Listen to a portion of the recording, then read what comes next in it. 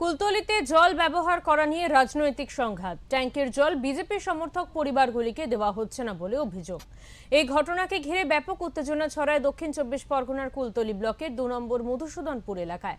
Vote পর্ব শেষ হতেই শুক্রবার সকালে এলাকায় শুরু হয় ব্যাপক বিক্ষোভ, যা ঘিরে পরিস্থিতি ক্রমে উত্তপ্ত হয়ে ওঠে। এক বিক্ষোভকারী জানান, আমরা শুধু জল নিতে গিয়েছিলাম, কিন্তু আমাদের বলা হয় আমরা বিজেপি করি, তাই এই ট্যাঙ্কির জল ব্যবহার করতে পারবো না। তবে এই অভিযোগ অস্বীকার করেছে তৃণমূল। আমি বলে দিচ্ছি কোনো জল যাবে না, এক গ্লাস জল যাবে না।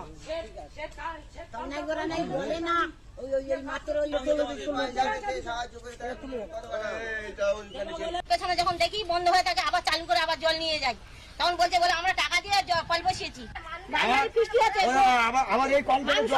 বাড়ির ভেতরে এই তো রাস্তার কোলে জায়গাটা ওদের, জায়গাটা কল বসানো হয়েছে বলে এখানে জায়গা দাঁড়াতে পারবেন না বলছে।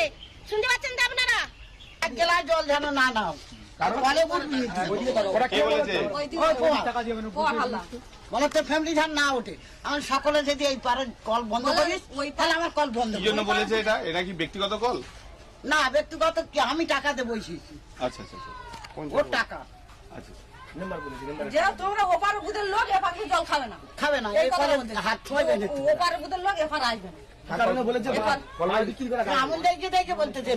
সে হোক, যেভাবে বলি ওটা কুলতলি বিধানসভার অন্তর্গত গোপালগঞ্জ পঞ্চায়েত, গোপালগঞ্জ গ্রাম পঞ্চায়েত 123 এবং 124 নম্বর বুথ, এবং রাস্তার পাশে একটা হচ্ছে সরকারি টিউবওয়েল সাবমার্সিবল।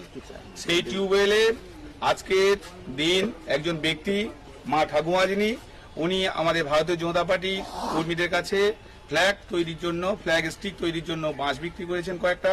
সেই জন্য আজকে ওনাকে জল বন্ধ করে দেওয়া হয়েছে। শুধু ওনাকে নয়, এই গ্রামের আরো ভারতীয় জনতা পার্টির যে সমস্ত কর্মী, সেই সমস্ত কর্মীদের প্রায় অনেকেরই জল বন্ধ করে দেওয়া হয়েছে। ফলে এইটা অবশ্যই ইমিডিয়েটলি সলভ বা সমাধান দরকার। আমরা এগিয়ে আসছি এবং আমাদের প্রত্যেকের কর্মীর কাছে আবেদন, আপনারা শৃঙ্খলিত